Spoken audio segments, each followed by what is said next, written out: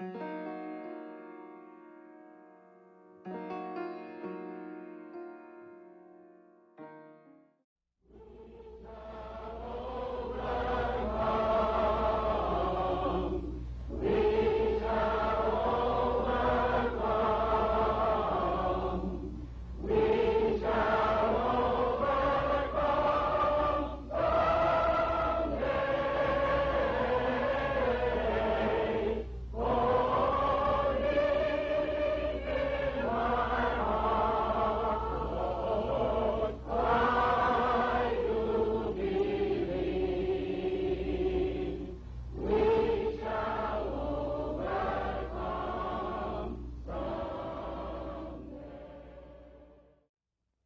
matter what you think of Mr. Muhammad Ali's religion, you certainly have to admire his courage.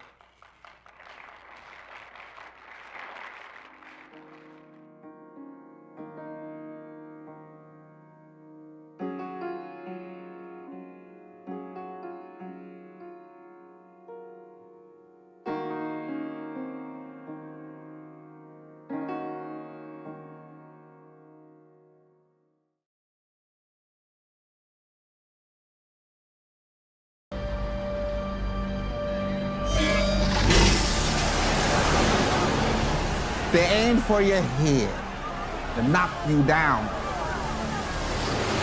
And that water had pressure behind it. It hurt.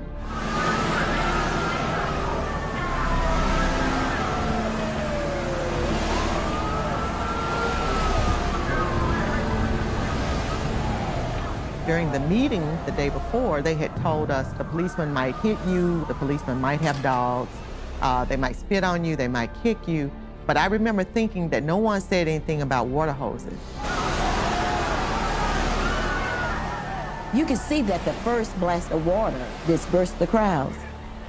But when the water subsided, there were 10 kids still standing. There was this vicious big old dog that turned loose on the smaller child. And the dog lunged at his throat, and it hit him and bit him. Police had named this black dog Nigger. It was a black German Shepherd. They had nigger trained. Nigger would bite you.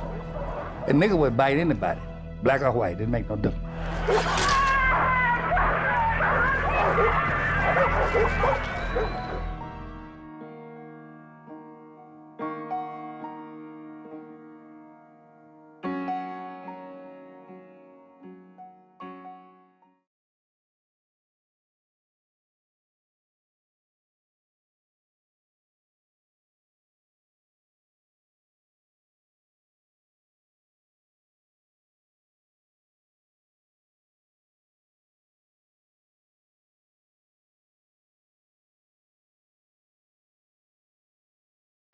This time there is no violence.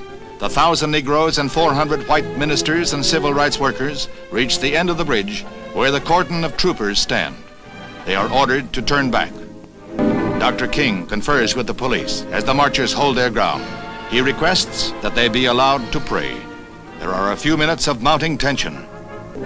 The request to pray is granted, and they kneel in the streets.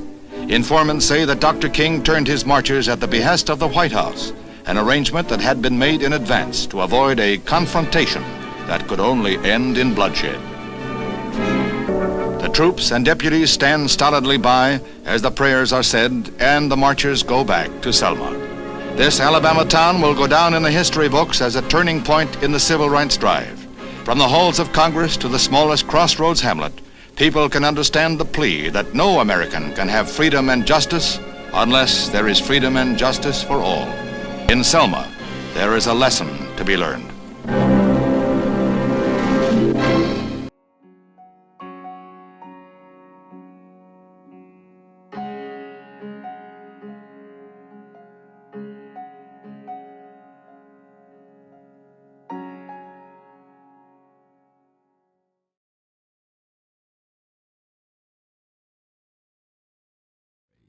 Shots were fired. Thomas Moss, Kevin McDowell, and William Stewart were later arrested and held at the Shelby County Jail. even when they were in jail, there was talk of a lynching that was going to take place because they had shot these deputies. Beginning in the late 19th century, whites used lynchings, horrific and unlawful executions, to terrorize African Americans who challenged white supremacy. Lynching becomes this kind of form of terrorism because it means that no black person is ever safe. They will not even get to defend themselves if they're accused of crime.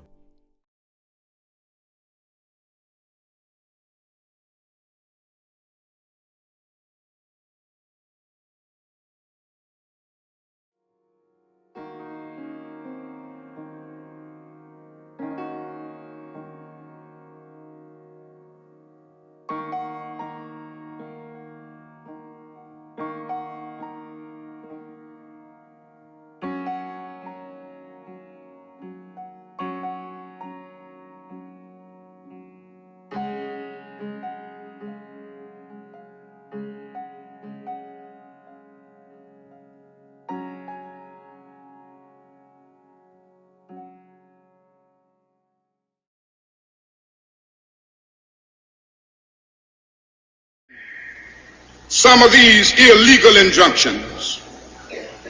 Maybe I could understand the denial of certain basic First Amendment privileges because they haven't committed themselves to that over there. But somewhere I read of the freedom of assembly. Somewhere I read of the freedom of speech. Somewhere I read of the freedom of press. Somewhere I read that the greatness of America is the right to protest for rights.